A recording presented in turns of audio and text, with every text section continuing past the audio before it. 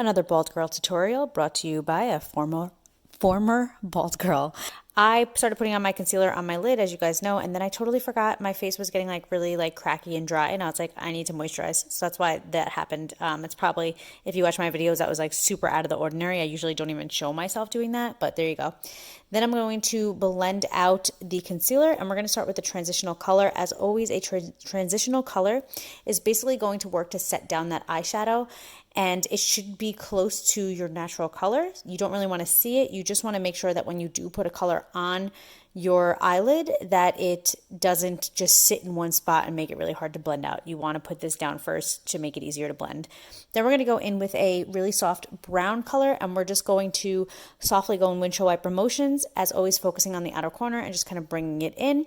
And we're going to do this for a while. I actually tried to keep a lot of this in here just so that you guys can see how long it takes to actually get the color to build up. When we're done with that, we're going to take a nice medium brown color that is a shimmer shade, and we're going to use our finger to put that on our actual eyelid. And then when we're done with that, we're going to do my signature black in the corner, pump it into the corner, bring it up a little bit with a more precise brush, and then we're going to take that original brown color and we're going to take a fluffy brush and we're just going to blend that up.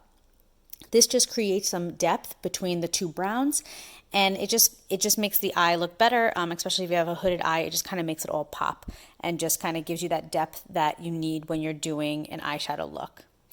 Next thing we're going to do is we're going to take a neutral color, and we're going to just basically put that underneath the brow just to open up that eye a little bit. And then we're going to take a shimmer and we're going to put it on top. This is like a champagne-y gold shimmer, and we're going to put that on top on the inner corner of the eye. Then I'm going to go in with the NYX green color. Just keeping this all like in the neutrals. NYX is not cruelty free, but I had it, and during this time I was using these a lot to try to get rid of them. And then we're going to take a liquid liner and do it on the top lash line. I didn't do anything crazy because my liner was running out. I feel like I always say the same stuff in all my videos. Then I'm going to go in with a tinted moisturizer. This one is from e.l.f. Cosmetics, and it just really matches my natural skin tone. So then I'm going to go in with a concealer. This is a lighter concealer than I've been using in my videos because I used a lighter foundation, but I am going to really bronze my face up because I just like the way I look better with more of a tan. So we're just going to blend this out underneath the eye. This is a very important step, so I tried to leave a good amount of this in here so you guys can see how much it does change the face and how important concealer under the eye is. It's one of the most underrated things that you could possibly do. As I had said in a previous video, I think I'm the only YouTuber that still bakes under my eye, but I'm not going to stop. This is the Rcma setting powder. It is fantastic for under eye baking, and it doesn't give you that flashback when you take a picture. Some setting powders do, this one doesn't.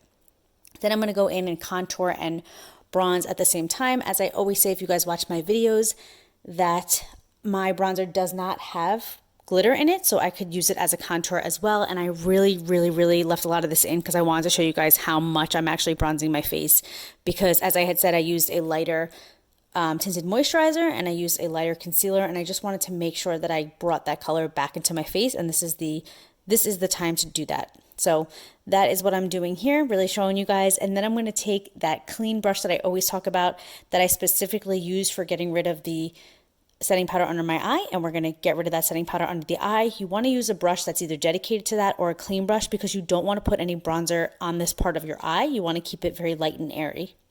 Next, we're going to go in with the Kathleenlights Colourpop Retrograde. I always use this one. It's a beautiful blush. I love orange, and it just has like a nice orange undertone. So that is what I'm using. It does have a shimmer in it as well. Then we're going to go in and we're going to curl those lashes. Then we're going to put the mascara on. We are skipping over the fake lashes, so you want to really make sure that you coat these lashes really well. I actually cut out a ton of me going back and coating my lashes again and again and again. And you can kind of see by the end that even though I cut that out, you can see that my eyelashes are popping. Then I do the mascara underneath. And then if you guys don't have powder brows like I do, this would be a great time to color in your eyebrows. But since I have my powder brows done, I just brush them up. And then I just kind of go over the top of them and just kind of flatten them out so that they aren't like the heat miser. Then, is that what his name is? And then after that, we're going to just put on a nice nude lip color, very faint. Push those lips together, and that's it. I hope you guys like this video. I love you guys, and I'll see you next time. Bye.